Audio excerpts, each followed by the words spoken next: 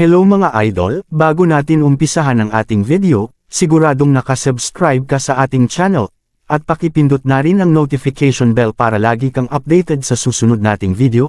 Ang nakaraan, kung saan natapos tayo, naalala ni Commander-in-Chief Duan ang sinabi ng Heavenly Blade King, na tungkol ito sa 9 Miasma Wings na kinakatayuan nila. Sa kabilang banda napunta tayo sa base ng Night Watchers, at makikita natin ang isang mensahe galing kay Heavenly Blade King. Sinabihan nito si Ji Gang na ang ating bida ay nagtataglay ng isang bagay na bawal. Ito ay isang seryosong bagay, kaya dinadala nito sa ipinagbabawal na lugar upang mag-lay low sandali, at manatili ito sa labas at subukang humanap ng mga kakampi sa mga selyadong hari. Sa pagbalik nito ay baka makaharap sila sa matinding labanan. Subalit naguguluhan naman si Commander G sa kanyang natanggap na mensahe galing sa Heavenly Blade King. Nagsaad naman si Commander G, at sinabi nito sa kanya ang naganap sa Chanzhou Camp. Pinapatay nito ang prodigy na mula sa pamilya Huang at pinutol pa nito ang braso ng hangal na si Xiao Bihan, at bilang karagdagan, at siya ang bukod tangi nag-iisang may hawak na ipinagbabawal na taglay, ito ay magiging isang matigas na hamon. Sumagot naman si Tang Jing, walang hamon na madaling dumarating, ngunit haharapin ng mabuti ang lahat, dahil napagpasyahan na protektahan si Jiang Chen kahit ano pa man ang mangyari. Pagkatapos ay tumuon tayo sa landas na nasa unahan at lampas sa pag-aalala tungkol sa nakaraan. Nakausap na nito ang aking ama, handa siyang tumayo kasama natin. Ngayon ay mayroon na silang Heavenly Blade King, at ang nakatatandang nitong kapatid na babae, at ang kanyang ama at si Commander Duan, na may 4 na selyadong king powerhouses, kaya nilang harapin ang anumang unos na dumating sa kanila. Sumang-ayon naman si Commander G sa sinabi ni Tang Jin, at dagdag pa nito. Nakapunta na si Senior Sister para makipagkita kay Master, pupuntahan niya ngayon ang Sealed King Mu family at ang Merchant Luo family. Kahit na kailangan itong magsinungaling, lalaban daw ito para sa mas maraming kakampi para sa ating bida, at nagpaalam na itong umalis. Subalit bago man ito makalabas ng pintuan at sarkastiko nitong sinabi, kung ang mas masahol ay dumating sa pinakamasama, gagamitin daw lang ang parehong lakas na mayroon siya noong pumasok ito sa pamilya Xiao para kalabanan ang mga ito ng buong lakas. Natuwa naman si Tang Jin, at nawala ang bigat sa kanyang dibdib, dahil sa ilang taon daw ay hindi nito nakitang ganito kasigla si Commander Ji Gang. Nalipat naman tayo ng kaganapan. Makikita natin na patuloy sila sa paglalayag patungo sa kanilang destinasyon, subalit sinabihan ni Heavenly Blade King si Hong Yao. Ano sa tingin nito ang dapat daw nilang gawin sa kanilang pagbabalik? Agad naman itong sumagot, ang 9 Miasma Wings ng junior brother namin ay napakaastig, at hiling nito sa kanyang sarili na itaas ito, at pinalubo nito ang bubble gum sa kanyang bibig. Subalit hindi naman natuwa ang Heavenly Blade King na kanyang narinig dito, at sinabihan nito na utu-utong babae si Hong Yao at pwede bang magseryoso daw ito kahit minsan, at isang pitik lang nito sa kanyang daliri ay agad nang pumutok ang bubble gum sa bibig ni Hong Yao. Agad naman lumapit si Hong Yao at ito'y nagpa-cute at na may maaliwalas na mukha na nakakatanggal ng pagod. At sarkastiko nitong sinabi ang mahusay na siya ay walang pagpapaubaya para sa mga bawal, at alam niya ito, kung kahit na maaari mong ayusin ito, maaaring busog, at dagdag pa niya. Maaari ba daw nitong putulin at patayin ang isang Grand General na si Zenggo sa isang strike? Subalit nainis naman ang Heavenly Blade King sa pinagsasabi nito at isang bukol ang inabot nito sa kanya. Wika pa nito, buong reputasyon nito sa buhay at napunta ito sa isang grupo ng weirdo na tulad mo. At napapikit na lang ang Heavenly Blade King, at naisip ang isang bagay. Si Hong Yao ay laging maingay at maingay, walang pakialam sa kahit ano, at si Ji Gang naman ay matigas ang ulo at matigas ang ulo, one track mind. Subalit ang ating bida naman ay nakangiti ito at nagpapalabas ng poison. Ngunit sa kanyang pag-iisip ay nagsalita naman si Hong Yao at sinabihan niya ang Heavenly Blade King. Bakit ang determinadong protektahan nito si Jiang Chen? Agad naman na sumagot ito. Noong kinuha daw siya bilang isang disipulo, ito ay dahil lamang sa nakasuot ito ng pulang baluti, at kahit na ito ay mukhang masayahin. Tungkol naman sa pagkuha nito kay Ji Gang, iyon ay kahit na random, napagkamalan niya akong matandang customer sa labas ng club. Noong araw na iyon, nang sinubukan ng tagapagmana ng pamilyang Xiao na pilitin na pakasalan si Tang Jin sa kanya, ba't pinigilan ito ni Ji Gang, at handa itong magbuwis ng buhay para protektahan siya. Kailangan ba ng lahat ng dahilan, ginagawa niya lang dahil may pakialam ito. Ngayon si Jiang Chen ay ganoon din, sa sandaling nakilala niya ito, alam kong magkasundo ang kasal, kaya sumama na lang ako sa mga kahilingan ni Ji Gang, kung siya ay aking disciple, bakit hindi siya protektahan?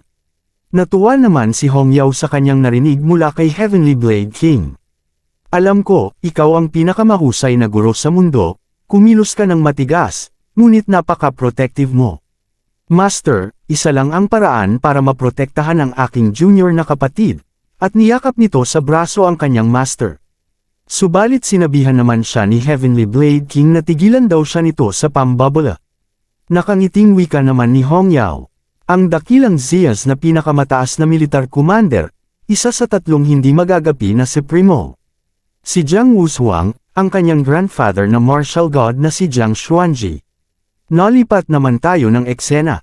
Sa Pojan Cavern Myriad Races Battlefield. At may isang kamao na bumulosok pa ibaba at ito'y hindi basta-bastang pag-atake at may kasama itong mabigat na pressure, at ilang sandali lamang at tuluyan na itong tumama sa lupa. Isang malakas na pagsabog at shockwave ang naganap matapos itong suntokan ng malakas na nilalang na yun, at makikita natin na tumilapon ang mga tao sa iba't ibang pwesto, kahit hindi sila tinamaan ng ataking yun. Sinabihan naman nito ang mga taong andan na ang napakaraming lahi ay nang ahas na salakayin ng Grand Zia, patayin silang lahat ng walang awa. Ang lalaking ito ay ang grandfather ni Jiang Wushuang, na isang invincible martial god na si Jiang Xuanji. Sa mga nakaraang page chapters, lagi nilang binabanggit ang Wuda's descendants pero palaging hindi sigurado kung ang Wudi ay tumutukoy sa hindi magagapi o ito ba ay pangalan ng mga tao, kaya ito ay isinalin bilang Wudi dahil ang mga invincible descendant ay parang kakaiba. Ngunit sa ngayon, tila ito ay maikli para sa hindi magagapi na mga Supremo, kaya ito ay papalitan ng ganoon, sinabihan nito ang kanyang tauhan na. Pagkatapos ng labanang ito, ang myriad races ay dapat tumahimik sandali, kayong lahat, bantayan ang pasukan sa cavern, at agad naman silang sumang-ayon. Subalit makikita naman natin sa kanilang likuran ang malaking butas, pagkatapos ang nilunsad na atake ng martial god na si Jiang Xuanji. Ngunit sa hindi niya inaasahan ay biglang tumawag si Jiang Wushuang sa kanya, napaisip naman ito kung bakit siya tumatawag dapat daw ay nasa prodigy camp ito.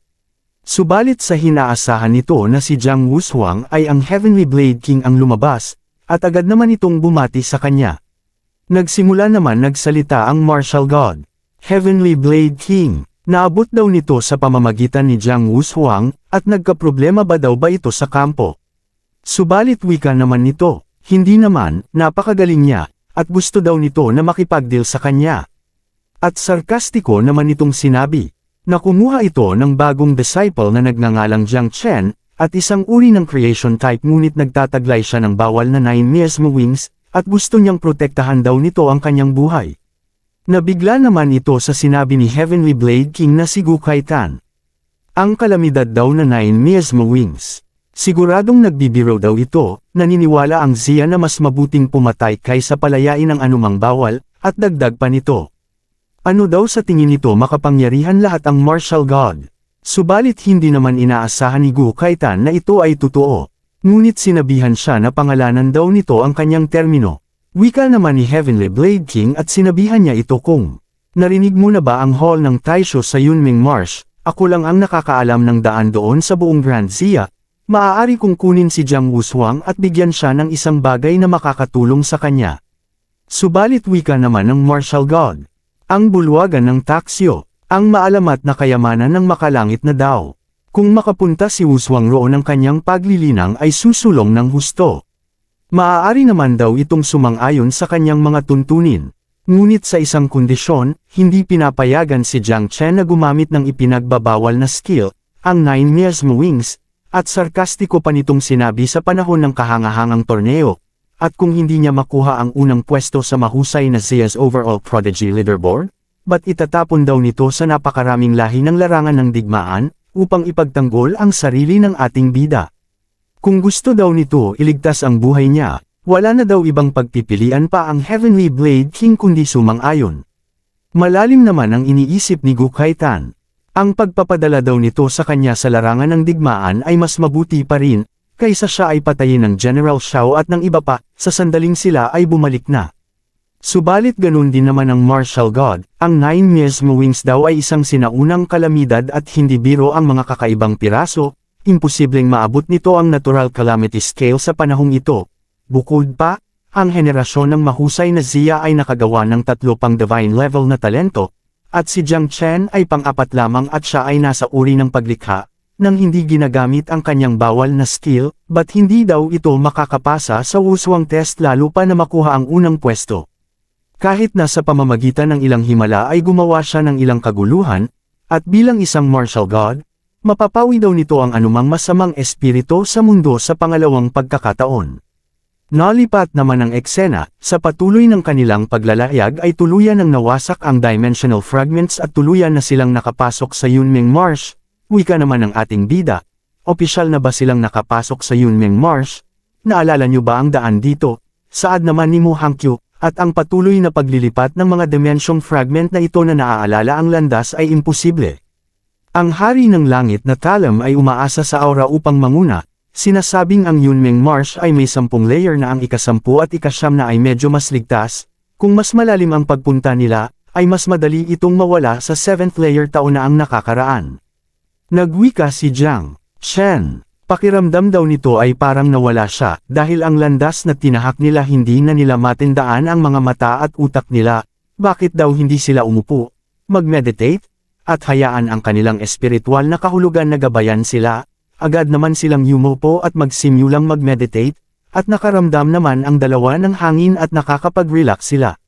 Subalit ang ating bida naman, walang hangin sa kanyang isipan, ngunit ang puno ng lahat ng bagay ay naaanod patungo sa isang bagay.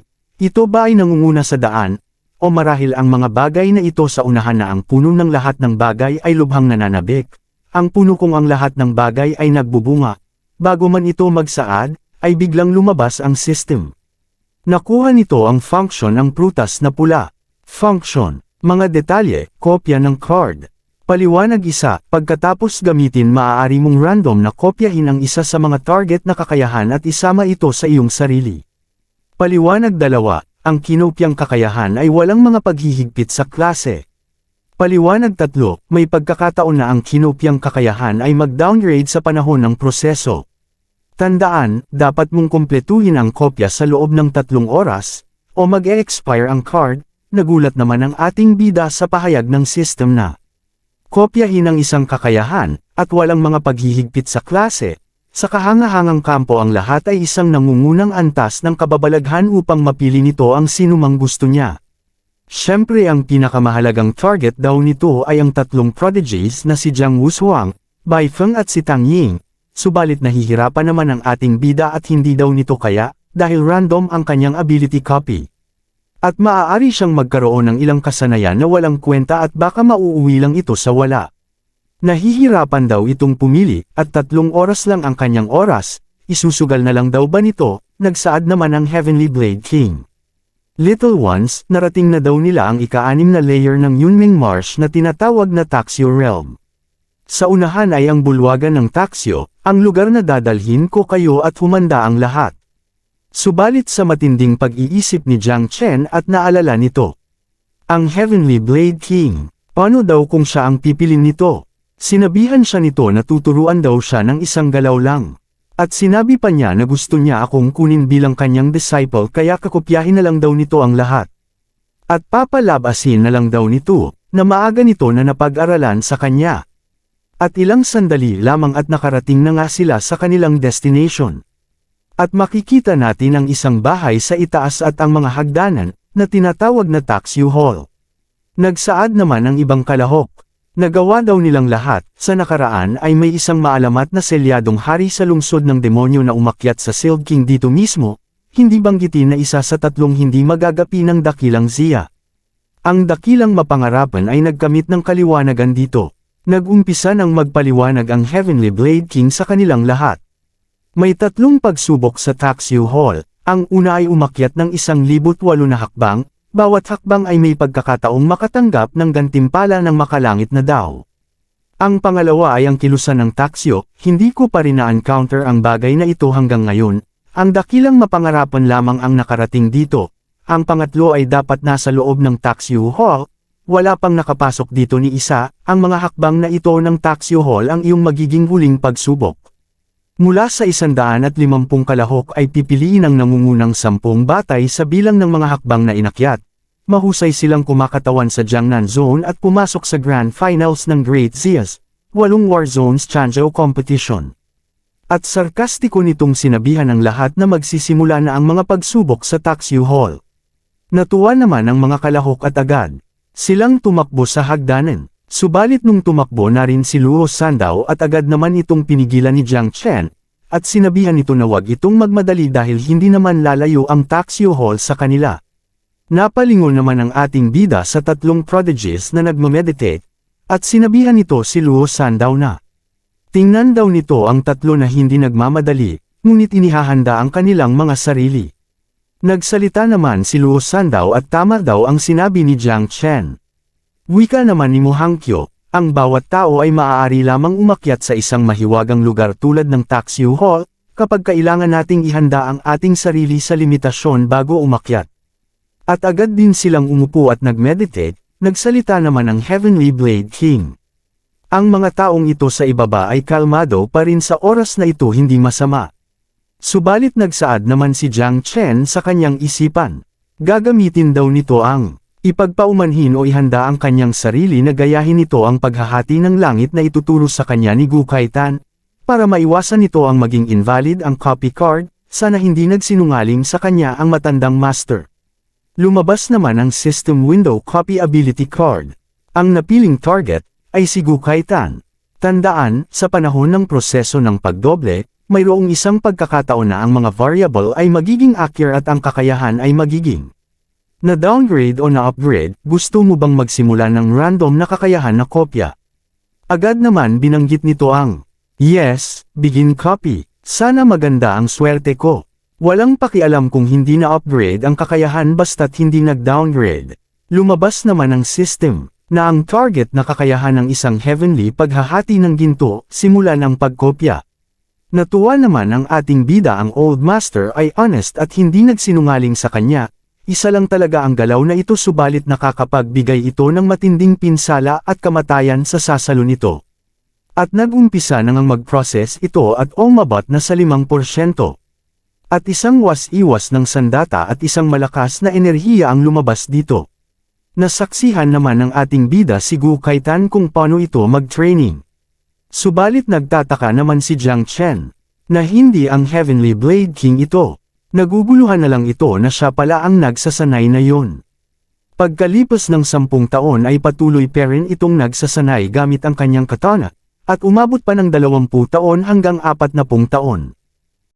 Hanggang sa nakampleto na nito ang kanyang pinakamalakas na atake na tinatawag niyang Heaven Splitting Blade. At hinanda na nga nito para subukan ang kanyang pinaghirapan ng ilang dekada, itinaas nito ang kanyang katana at sabay wika nito. Tinutulad ng tao ang kanyang sarili sa lupa, ang lupa ay tinutulad ang sarili sa langit.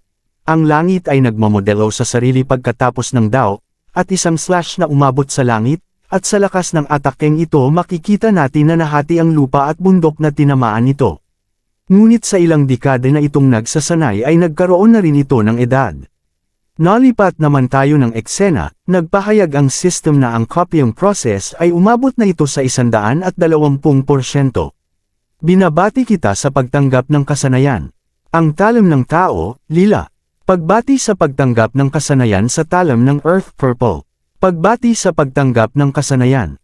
Ang talam ng langit na ginto. Pagbati sa pagtanggap ng banal na kakayahan. Ang talam ng dakilang Dao na bahaghari. Ang swerte ko kung off ang mga chart, hindi ko lang kinopya ang kakayahan, hinati ko pa ang langit na naghahati ng talam sa 4 na magkakaibang anyo. Nagsaad naman si Hong Yao. Si Jiang Wushuang at ang iba ay nagsimula nang umakyat, siya lang ang nandito. Ano bang problema daw ng kanyang junior brother, wag mong sabihing tulog siya. Wika din ng Heavenly Blade King. Ito daw ay medyo kakaiba. Ang pagsasaayos ng estado ng isang tao ay hindi dapat tumagal ng ganito katagal. Ngunit nabigla naman si Hong Yao matapos nitong mapansin ang kanyang espada na gumagalaw ito sa hindi malaman na dahilan, agad naman itong sinabihan ng kanyang master kung bakit daw ito gumagalaw.